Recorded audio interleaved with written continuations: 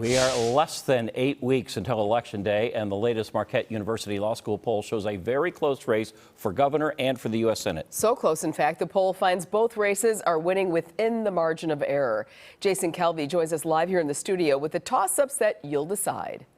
Well, Mary, how you vote this November could impact the entire country.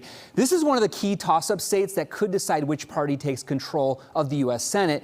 And this state also picks who should be governor. Now, here's the latest Marquette poll on that race. It shows Democratic Governor Tony Evers with 47% to Tim Michels' 44%.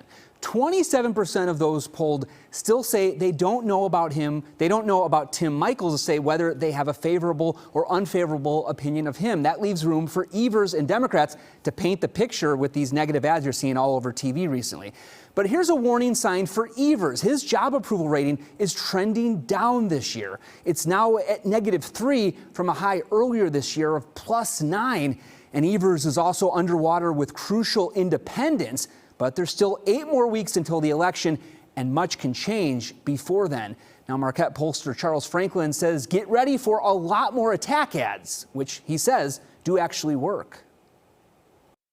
The fall campaign is exactly the time that people start to tune in, check their evening news, and figure out what's going on.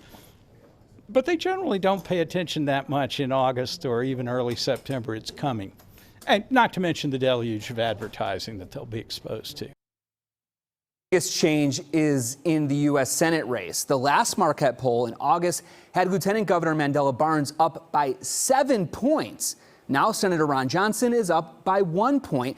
That is within the margin of error. So this really is anyone's race. Now, what changed here? Well, let's look at those independents again. They backed Barnes in last month's poll. 55% for Barnes to 40% for Johnson. And remember, Barnes' Democratic primary opponents did not attack him.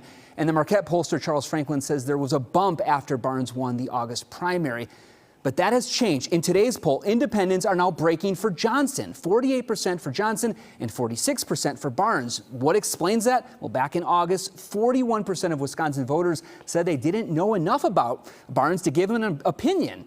That is where all these attack ads work. What we're seeing, what you're seeing all day, it's an opening for the other party to paint a picture, whether Barnes or Michels. And looking at these independent voters, here's the most important issues for them, ranked: inflation, crime, and public schools. We'll take another check-in with the Marquette poll next month, and then right before Election Day. So 2 more Marquette polls coming up. It's really a check-in on what's important for the voters.